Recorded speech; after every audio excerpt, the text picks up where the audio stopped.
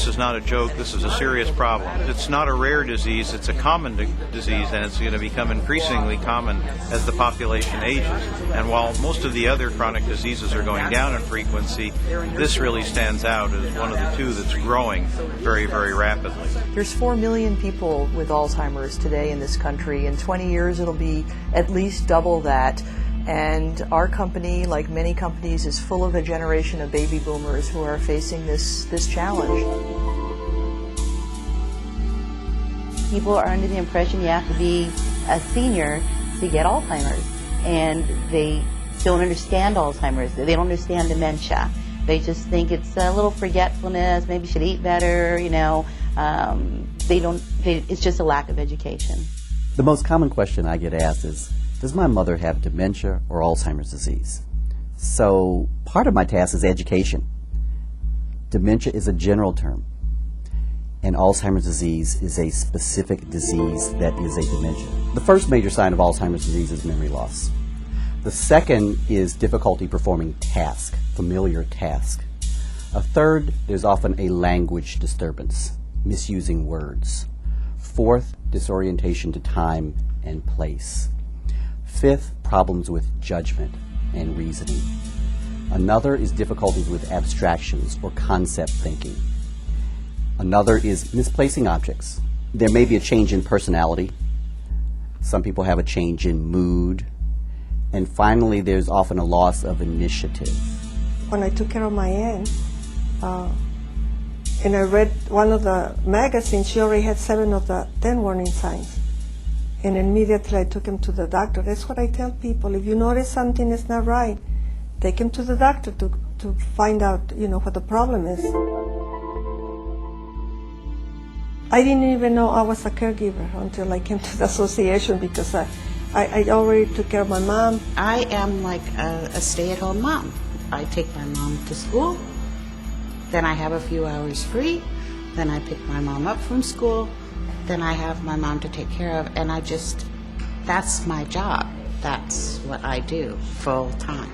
The hardest thing to do is to engage a caregiver to take care of himself or herself. It's absolutely the hardest part of this process. The first year that Charles was ill, I got very sick, very, very sick, just from taking care of him and taking care of Lindsay. And again, I actually took some time off. I had to call my mom to come and stay with us because I was so sick. And even at that, there was so much guilt. You don't understand until you've lived it. Everything has changed. I basically help my mom take care of my dad. I've been doing it since I was about 8 years old. I'd help him get dressed, I'd cook him meals, and I turn on the TV, put his seatbelt on. I want you to hold on to the walker. Very careful, okay? My life revolves around my mother. I think about her 24 hours a day, 7 days a week, even if I'm not with her. When I was told that I had to quit work, that was probably one of the hardest days for me. That was my life, that was my freedom, and for me to stay home for something I didn't know about. I knew nothing about this disease. I didn't know what I could do. It's a human cost to some extent, and people being out of work, missing work to provide care. I can't tell you how many times I flew across the country to spend time with my dad. It really is a labor of love. It's exhausting emotionally and physically, and very often the person who's the caregiver ends up being a patient as well because of the demands that are made on them. It's very important that people begin to get out there and look in their community and ask questions. Long gone are the days where family members do it all by themselves. First and foremost, there's the Alzheimer's Association. And let me speak in broad terms. The Alzheimer's Association just has a vast array of knowledge as well as people. And even on the brochures, there's a 24-hour hotline. I checked it out. It works. So the Alzheimer's Association should be at the foundation.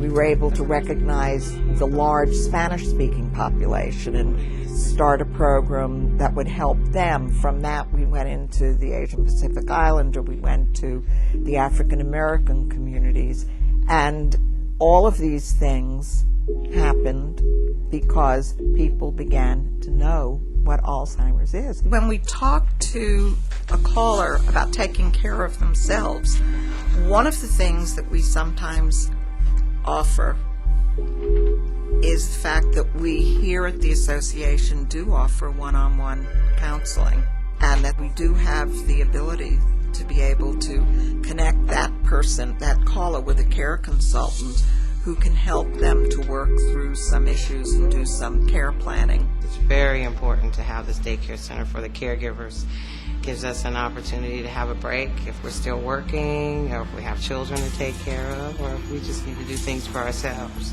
What caregivers tell us is their loved ones get up in the morning and they have something to do, a place to be, and it makes a tremendous difference psychologically in their lives. Support groups was my salvation. Without them, I don't know what I would have done. They told me what to expect, how to live in her world, how to accept what was going on with her. Well, I think, again, first finding the support group that I found through the Alzheimer's Association was just, it was a gift from God, because it was just so great to be able to talk to other people and see what their experiences were and just know that I wasn't alone in this. There's a powerful lesson for the business community when it comes to Alzheimer's disease. We can either pay now or pay later. We know that the human cost and the financial cost is significant, and it's going to get larger. So it makes sense for us in the business community to provide support for our team members who are going through this, to write checks to the Alzheimer's Association and others who are fighting this terrible disease. There's been certainly some hope in terms of new research. Now, certainly we've been going through this for many, many years in terms of medications. But we're always searching for new medications, new entries into the disease process. There's hope. There's definitely hope. Even though Charles has Alzheimer's and such, and we're still okay. We're okay. Yay!